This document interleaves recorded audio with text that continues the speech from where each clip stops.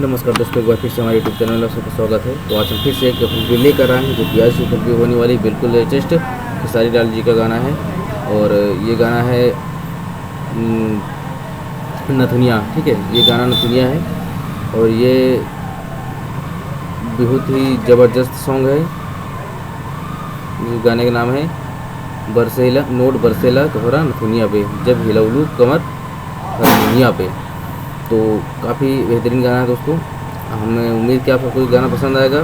दोस्तों मेरे चैनल पर पहली बार है, चैनल को सब्सक्राइब कर लीजिए, बेल आइकन दबा दी ताकि ये वीडियो हमारी सबसे पहले आप सबको मिल सके। दोस्तों तो देर नहीं करते, हम लोग को सुनाते हैं कि मैंने ये फिल्म कैसे बनाया है, किस तरह से बनाया है। तो आप सब ध्यान से सुनिएगा दोस्तों, ठीक है।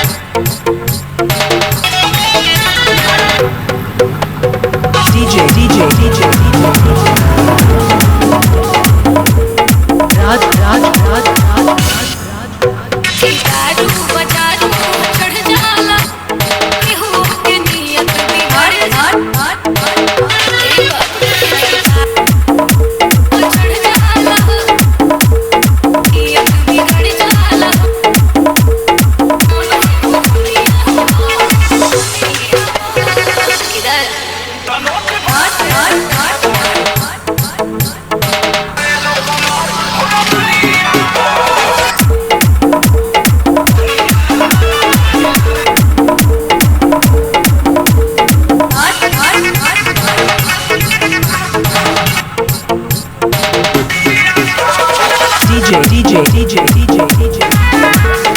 Raj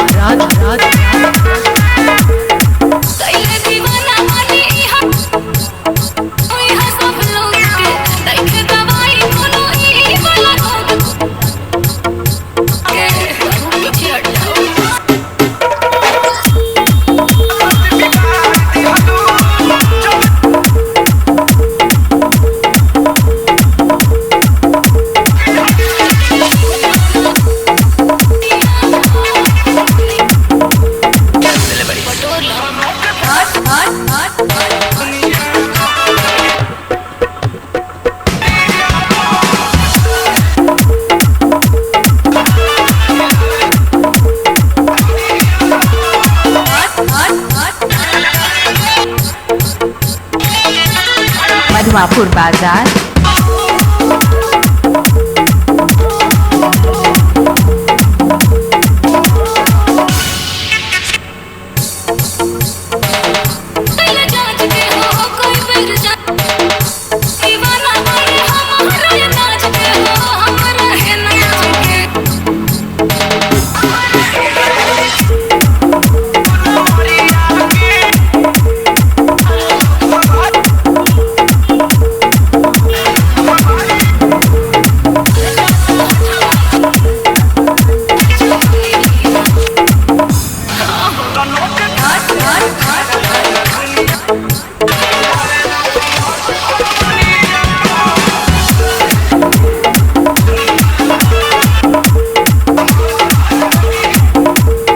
मधुआपुर बाजार।